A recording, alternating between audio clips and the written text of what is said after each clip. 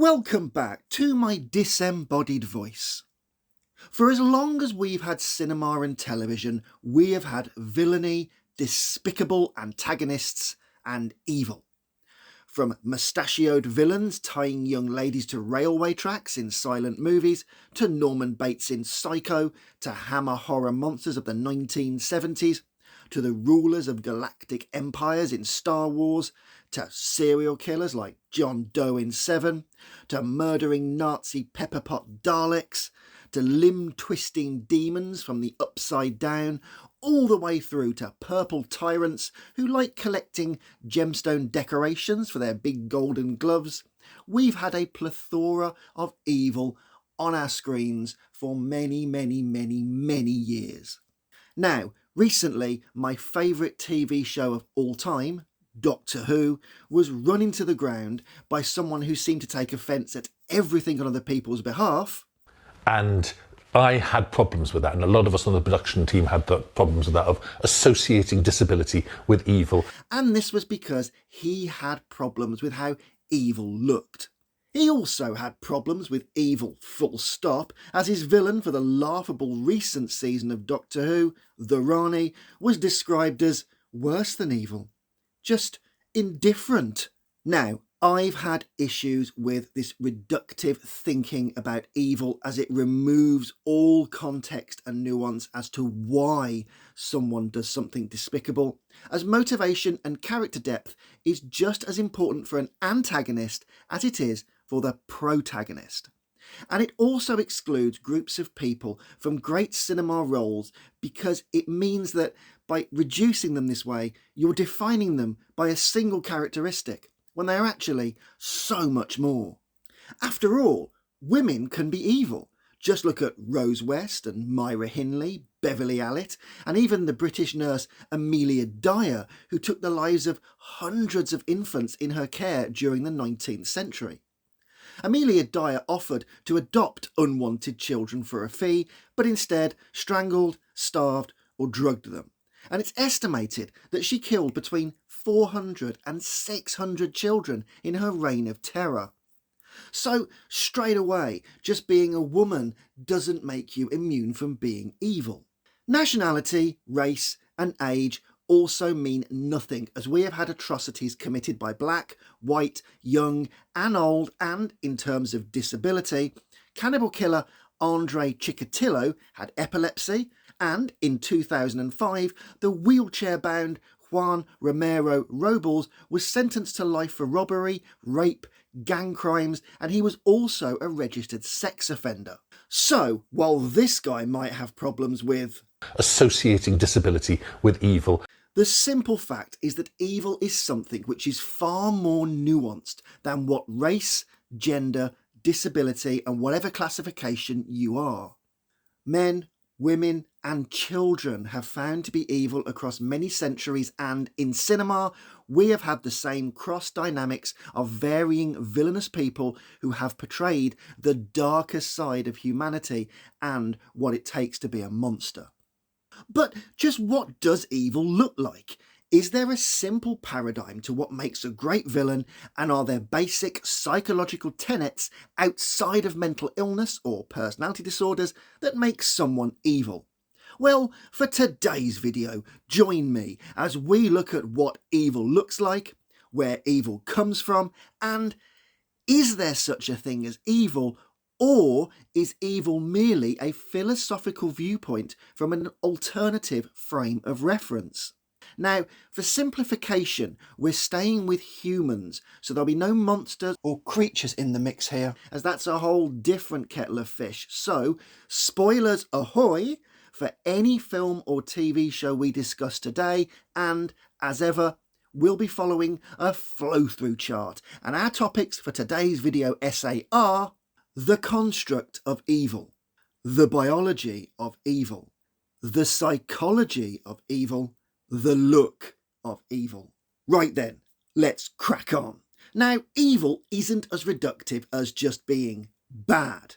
And there are many variations of evil across time for many different reasons. And even before we get to cinema, there are many perspectives and motivations behind evil, such as religion, philosophy, culture, psychology, and sociology. Now, taking aside the devil itself, religion is full of morally conflicted characters, and one could argue that Judas was evil for taking his 30 pieces of silver for betraying Jesus, but another angle could be that he was just lost to very human emotions such as temptation and jealousy. Yes, what he did wasn't right, no one's arguing that, but what we're saying is the motivations, the context, the nuance behind it isn't just evil, there are very genuine emotions and reasons for it. And in terms of social and cultural evil, we have to look at the era it occurred in and acceptances of what was considered acceptable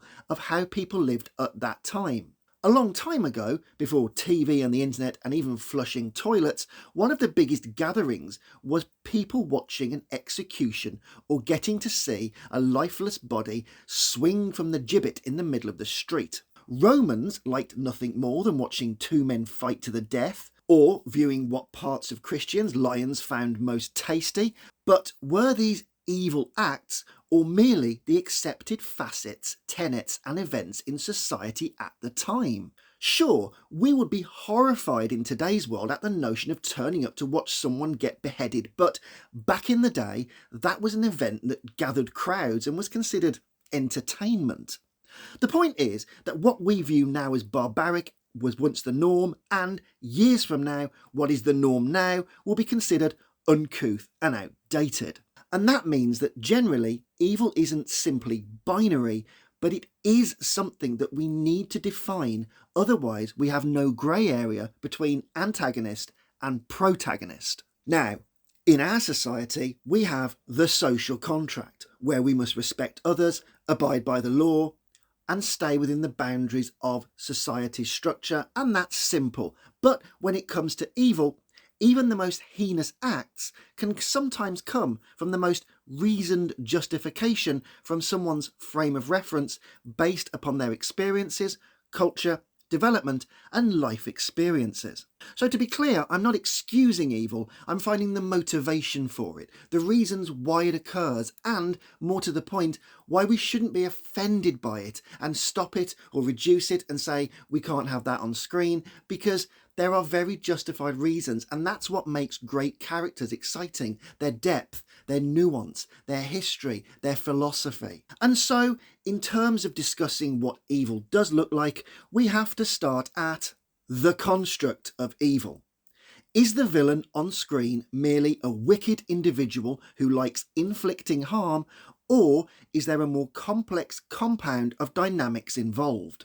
Now, before we can even begin to comprehend what an evil person looks like, we need to take their situational context into account and look at what makes them who they are. In Infinity War, Thanos has watched his planet die after witnessing its resources being depleted, and his solution at solving this was laughed at. Suffering from a severe narcissistic injury and the post-traumatic stress disorder of watching his world fall apart, Thanos' entire philosophy is now about balance and sustainability, even if the organisation of that balance is an execution death lottery. It's not that he enjoys seeing people die, he just sees necessary suffering as existentially essential for any species to survive and thrive. And in the Star Wars saga, Darth Vader was once Anakin Skywalker, but his religion forbid him from being with the woman he loved. Then he was psychologically groomed by a much more powerful man, and his entire belief in the Jedi religion was undermined, and he started to see too many flaws in its democratic and monastic mantra. Also, like Judas, Anakin Skywalker was shown temptation and greed, and rather than being purely evil, was Anakin simply lost to natural human impulses and desires, which he wasn't allowed to have, and also then seduced by the illusion of having power. In Doctor Who, Davros is raised in a war between the Khaleds and the Thals on the planet of Skaro. All Davros knows is war, fighting, death, and ultimately winning, because if you don't win, your species dies. Now, Davros becomes disabled due to being shelled in his lab, and as Skaro becomes toxic and the war descends into hell, he creates the Pepperpot Daleks so his species can survive and win the war. Yes, then the Daleks want to be the pure race and the only race in the universe, but for Davros, he's grown up in a culture of war, death, suffering, and kill or be killed, so his outlook is very different from someone who lives at 39 Cheesecake Avenue and who likes strangling cats while kidnapping prostitutes and making flutes out of their bones. We have to separate every single case and look at its nuance and context. And much like someone might live a life in Syria or other war-torn countries in the world, it's important that we look at the fact that Davros isn't a miscreant killing for fun. He is the product of a war zone, and his culture, religion, society, and psychology are all severely damaged, as is his biology from being shelled, so it's no wonder that his only thoughts are kill, kill, kill when living inside the hell of an endless war. Now, by definition of evil, we mean something that causes harm and is done intentionally and not out of ignorance, but for enjoyment and or to meet the needs of a selfish goal. However, many of our villains have the key hallmarks of philosophy and depth when it comes to their despicable acts of slaughter and terror. Socrates argued that evil is ignorance and people just don't know right from wrong. In The Dark Knight Rises and X-Men respectively, Bane and Magneto have both come from long periods of brutal incarceration and torture, and now have very twisted ideologies based upon their frame of reference, perceived injustice, and the horror they saw and endured. Harley Quinn also never knew love, so when she meets the Joker, his domestic abuse and warped violence towards her fuses love and pain together and creates an internal philosophy that, rather than separate pain from pleasure, binds it together and offers a very different frame of reference of what we would normally accept and associate as love.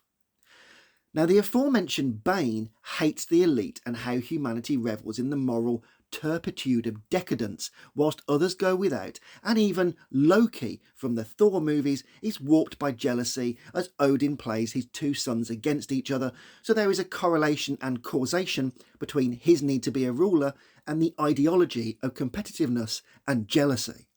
So, at this stage, evil has no single look, but the foundation is simple. Evil can be a social construct and a deviation from what is acceptable and normal. However, there is even more context to that in the sense that evil needs to have an intrinsic outcome. After all, slaughterhouse workers spend their days bolt gunning animals, but this is their job and they do it for money, and the animals are killed for food. They're not killed for pleasure, and it's not done for fun. So, is it evil to kill a defenceless cow, or based upon the fact they're being paid and that animal is going to be turned into a commodity and feed people, is it an act of necessity? In other words, the act is cruel, but the person doing it isn't, because there is a motivation, nuance and context behind it. But if you had a bolt gun and were just slaughtering random animals for fun, or killing people like Anton Chigurh does in No Country for Old Men, then yes, we could have a more reduced cooking sauce for evil. But the construct of ideologies are only one part, and we must look deeper, because some people are raised well, have perfect backgrounds, and just surprise us without motive, and that's because of the biology of evil. Internal brain structures, endocrinal chemistry, and genetic abnormalities can all play a part in making someone evil. Now, we all know that psychopaths' brains work differently. After all, they are resistant to chaos due to having reduced activity in the limbic parts of the brain. Their prefrontal cortex is often thinner and doesn't function the same, and this impacts their moral judgment and social behaviour. They have a reduced amygdala size, which is involved in processing emotions like fear and anxiety, and this is why they can remain calm during emotive situations. And there's also an increase in the size of their striatum, a crucial part of the brain which acts as an input module for the basal ganglia, which is involved with learning, emotional processing, and social behaviour. And as the striatum plays a key role in motor control and reward processing and cognitive functions, their thought structure is completely different based upon their brain biology. Studies have found that the striatum, being larger in psychopaths compared to that of a normal brain, means that psychopaths can take bigger risks. Added to that, the reduced connectivity between the ventromedial prefrontal cortex and the amygdala can lead to difficulties in understanding and responding to other people's emotions and moral dilemmas. One such thing being something like semantic aphasia, where you don't understand actions, words from other people, or don't recognise signs such as distress because you have no empathy. Now, we don't have many movie villains which have their brain scans on screen, but it's safe to say that our slasher villains have had some serious brain deficits. Jason Voorhees is the product of fetal alcohol syndrome. Michael Myers doesn't communicate, is mute and shows no remorse for the countless people he stabs. And even Leatherface from Texas Chainsaw Massacre shows strong signs of an intellectual learning disability that would come from faulty brain chemistry. Now, yes, brain dysfunctions are a disability, but whilst we don't want to start associating disability with evil, we have to bear in mind that brain injury and malformation and general genetic differences is a perfectly normal part of psychosis and also, in some cases, evil. Even serial killer Fred West fell off a motorbike, and it's believed that this severely affected his personality, brain and cognitive functions, but it's important to show evil in the context of both cultural and biological, as that means that men, women and children are all open to doing despicable acts based upon their biological, social, cultural, religious and subjective experiences. And subjective experiences is also crucial here, because whereas some people will have no trauma in their lives, other people will have lots. And while some people will have lots of trauma and turn out to be well-rounded individuals, other people will suffer trauma and not turn out the same. Basically, with subjectivity, we all live in our own phenomenal field of reality, and based upon our biology, culture, and experiences that we all go through, it's how we turn out. So, at this stage, we can safely say that evil doesn't have to look like someone or purely be associated or not associated with something because of political correctness, but the character needs to have depth, reasoning, nuance, and plausibility, as these offer us context into why they are acting like they are. Context and nuance are crucial, as without them, we have one-dimensional characters. Gone are the days where we purely say, oh, it's the Nazis, oh, it's the Russians, when we talk about categories of villains, because the second we associate a singular category of people, we make stereotypes and caricatures like we had in the 80s action films. The point is that a villain can be a Nazi, or they can be a Russian, or they can be a British person, or an Australian, or an Indian, or an African, it doesn't matter. But it's important that that character has more depth, motive and philosophy behind their race and gender, and that we find out what makes them tick so they become truly scary people. Now, depth and backstory doesn't necessarily make someone scary, as the more we learn about Michael Myers, the less scary he becomes. And John Doe has no backstory in Seven, but we fill that with our imaginations and assumptions and make our own philosophy and backstory for him, and this becomes crucial because we then decide, I reckon he was like this, well I think this happened to him, or we just say, I'd rather not know. It's much more exciting. When John Doe's apartment is raided in the movie Seven, we see a giant red crucifix as the only wall decoration, and as John Doe keeps talking about sin and decay like he's an acolyte of Christianity, we can make an assumption that there's some strong religious stuff going on here. So, apart from his brain chemistry, which is leading to his psychopathy, there is also the possibility of an indoctrination in childhood into religious mantra and corruption. And in the movie Small Things Like These, Cillian Murphy discovers the abuse and trauma in the Magdalene laundries, where women who were considered slatternly and of ill repute were overworked, tortured and mentally reconditioned by very abusive nuns. However, despite the actions of the nuns being evil, their religious morality and lack of reciprocal sexual relationships all come from a religious ideology which is meant for good and celibacy. And celibacy does affect the brain, and even though celibacy is a virtue, the long-term effects of no intimacy and no sexual release is going to affect your endocrine system. So, by religious culture and biological deprivation of sex, the evil of the Magdalene laundries was seen from a viewpoint as something that wasn't inherently evil, but necessary to keep the society going and keep the philosophy of that time alive. However, as many women were brutalized and treated like animals, this was an inhumane system. So, whilst I'm not saying the Magdalene laundries were correct and right, they weren't, they were awful, heinous things. The motivations of the people behind them, well, was it evil or was it something else? Was it due to a lifetime of religious indoctrination, celibacy, brain chemistry, or was it just generally, were they just cruel and horrible, jealous people? And this brings us nicely to the psychology of evil. We mix biology, sociology, and personality into the mix, and through experience and past dynamics, we see how someone can be made into something evil rather than being born evil. Now, personality expert Theodore Millon argued that personality was made up of psychodynamics, interpersonal experience, and biology, and he's mostly right, but we can add much more nuance to that and throw in what we have talked about before with culture and religion, as well as socio-economic factors and also technological and medical advancements. After all, we are all living in an era of smartphones now, and after years of something that was once considered quite niche, autism and ADHD are becoming mainstream conversations as much as personalities were many years ago.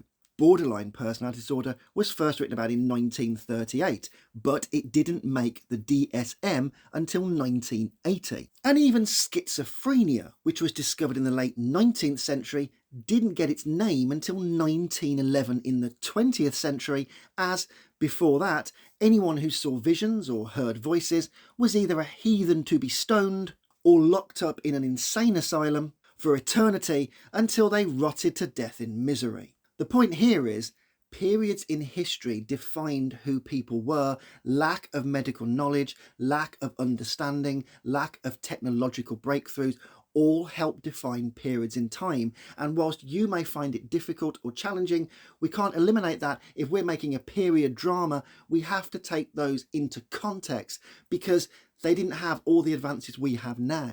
Take Hannibal Lecter from Silence of the Lambs, Red Dragon, and his eponymous movie Hannibal, as well as the TV show of the same name. Now, Hannibal was orphaned in World War II after a Nazi invaded their lodge. After that, Nazi criminals cannibalise his sister Misha. Hannibal ends up in a Soviet orphanage and eventually moves to France. But the point here is, would he have become the psychopathic cannibal if he hadn't lived through the trauma of seeing his sister being eaten, as well as living under the threat of being eaten next? And in The Walking Dead, the termites, led by Gareth, have become cannibals, but this was because they let a group of people into their peaceful commune who overtook it, gang raped all the girls and tortured all the men. When Gareth and his crew fought back, they take control, but they become monsters made by the abuse and mistrust that they suffered. Then they start luring people to Terminus and eating them because this is now a survival mechanism. Even Gareth states before his death, "You don't know what it's like to be hungry." Basically, he's justifying the things that he's done, even though Gareth is a nasty piece of work who does take pleasure in seeing people have their throats cut and eating them. But the point is, he's saying, I was made this way. Now, like I said before, we shouldn't just associate abuse with evil at every turn. Otherwise, I become an idiot and start acting like this guy. And I had problems with that, and a lot of us on the production team had the problems with that, of associating disability with evil. And that's because many people suffer the worst type of abuse possible and turn out to be amazing, brilliant people. I've looked after many in my field of work. They truly are astounding people who should be absolutely praised for how they've turned out. But not everyone is as resilient, their biology differs, and we're all different. But if we want context to evil, then who they are is crucial. Magneto from X-Men is a great character and portrayed brilliantly by the majestic Sir Ian McKellen. Magneto has suffered and survived the concentration camps of Nazi Germany and still has a prison barcode number tattooed on him. His attitude, personality, emotions, expectations, and personal proclivities have all been shaped by his experiences, and his evil master plan is to stop the mutant concentration camps from ever happening by turning the very people who want to put mutants into prison into mutants themselves with his bizarre machine that emits that really weird radiation stuff. Once all the politicians are mutants, Magneto believes they will see things from his point of view and be unable to open concentration camps because they won't want to be in one. Personality, as I always cite, is the pattern of characteristics which makes up the whole matrix of the persona, but as well as that, it is the pervasive, permanent and problematic facets that make up our entire nature. Norman Bates had an odd relationship with his mother, and that relationship fuses his personality to hers, and he adopts a mother identity.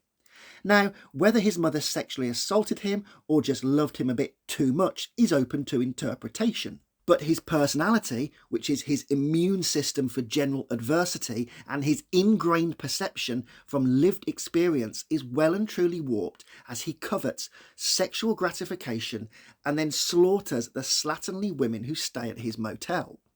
His desires and what he wants, which is to have sex with beautiful women, is overtaken by the mother identity, which then punishes him and says, no, that's naughty, dirty, not allowed. So instead, he finds a different method of penetration and hits them with a knife repeatedly until they die. It's a constant push-pull, yin-yang of son and mother, desire to be good and normal, the evil that takes over. My point is, yes, Norman Bates is indeed a psychopath, but what made him that way is a very context and nuance driven story. And speaking of messed up people, Carrie White lives under tyranny and abuse at home and then goes to school to be relentlessly bullied. She doesn't even understand natural things like menstruation, and when she gets home, her mother often locks her in a cupboard and thinks any thoughts about boys are a crime against God, and when finally pushed over the edge by her mean girl bullies, her rage manifests itself in a telekinetic massacre where, be it evil or merely an angry loner pushed to breaking point, she slaughters everyone with very little prejudice. But Carrie is a tragic villain, whilst Hannibal Lecter and Buffalo Bill in Silence of the Lambs are not. They are both portrayed as evil monsters, but considering Hannibal watched men eat his sister and Buffalo Bill was horrendously abused, are they evil? Or, as I said before, merely products of their environments and histories? Has their personalities and biologies been warped by the relentlessly amorphic and hazardous confines of their environment, culture, family, and the people they should have been able to trust who have abused them or broken into their homes and hurt them so badly? The point is that evil is subjective, and whilst there are objective acts of evil that have no redeeming features, such as sentencing 6 million people to die in concentration camps or being a child murderer, when it comes to cinema, the key is not to be reductive and avoid evil because you're worrying about associating disability with evil. It's about giving your characters something complex. Even the Joker in The Dark Knight, who has a nebulous backstory and tells different stories about who he is, still lingers in culture today as we don't know but wonder what drives a man to dress like a clown, what caused those facial scars, and whilst we clearly see he's a sociopath, was it trauma or something else that didn't kill him but simply made him stranger?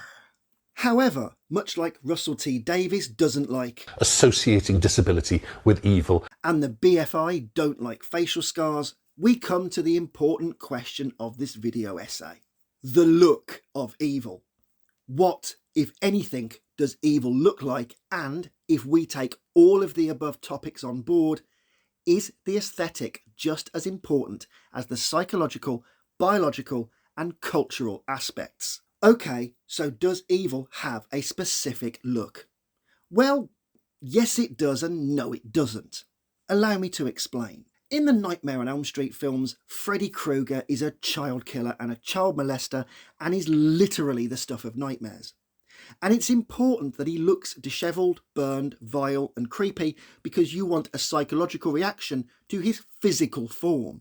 Freddy is irredeemable, and despite pop culture rewriting his history and turning him into a bit of a Grinch rather than a monster, child killing is one of the worst crimes anyone can do. But now a nightmarish figure creeping through dreams, he needs to look like a nightmare because, as we've all had bad dreams, we know what a nightmare looks like. And as we receive all our information in life through our senses, that's touch, taste, sound, sight, smell, the visual and croaky sounding Freddy is crucial because he needs to stay in our minds as how he looks as well as what he does. Now, if Freddy was just some normal white guy with a British accent, or merely some American with a deep southern drawl, would he have the same shock as the burnt man we see leering, self-mutilating, dirty, cackling, that croaky, horrible voice? The whole thing mixes to make you feel uncomfortable. It's important that sometimes people look so we get a visual shock from them. And in Star Wars, Darth Vader is more machine now than man, which is a visual and metaphorical representation of why he has no humanity. And his deep breathing is the synonymous characteristic of the said machinery which makes up the majority of who he is now. Vader isn't evil because he's disabled. He had turned evil before Obi-Wan filleted his limbs and roasted him in the fires of Mustafar. The point here, he wasn't born evil, he has become evil, and that's the crucial thing. Deformity, poor hygiene, machinery, and disturbing sounds are all visual and aor representations of evil because you can't reduce someone down to a characteristic based upon taking offence or worrying that you might offend somebody like this idiot. Associating disability with evil. We are intelligent viewers. We appreciate backstory, actions, information, context, and that's because we live in the real world and we see these things. We are watching Netflix documentaries into what makes serial killers, into what makes someone bad, and we watch dramas because we kind of transport ourselves to this magical world of escapism and we put our own interpretation on it.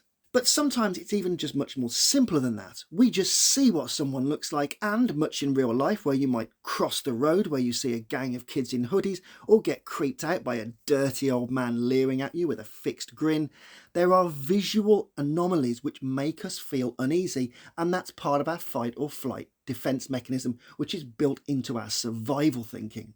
And in cinema, I don't want to have to be explained that my villain is indifferent, not evil, or has changed because it might offend someone, when I have the emotional intelligence to know that not all amputees are Sith Lords, not all burn victims are paedophiles, not all victims of fetal alcohol syndrome wear hockey masks, and when they're on screen and they are wearing hockey masks, I know it's for visual effects, context of their history, and it's an added facet to make someone's evil more repulsive or unnerve the viewer a bit more, because you're watching a horror film and the point of a horror film is it should make you feel uneasy and scared. What we don't want in the future of cinema is every devil, serial killer, Sith Lord, nightmare demon or slasher killer to be an average looking person because of associating disability with evil. Like I said, the audience is intelligent and well-written villains are an amalgamation of psychology, personality, biology, history and cultural outcomes, which means we study them, fall in love with them, quote them and re-watch the movies decades after they first come out. We have the emotional intelligence to understand and differentiate, and great villains are designed to make you feel uneasy, look odd, sound odd, or sometimes look normal but sound very imposing. And that's what makes them more terrifying when they start eating people or making threats towards the protagonist. So, what does evil look like? Well, it can be normal, like Patrick Bateman from American Psycho, who's just a young guy in a suit who moisturises and likes Huey Lewis and the news, or it can be a deformed person like Freddy Krueger, or an elderly man like Magneto. The point is, if the character is well written, iconic and nuanced, they become more than just a label to be offended on by someone else's behalf or something which might seem politically incorrect, and hopefully we will have iconic and scary-looking characters with nuance, context, philosophy, rage, anger, and pure evil for many years to come, if we can remember that evil has depth and we should never be reductive or base it on a narrow characteristic.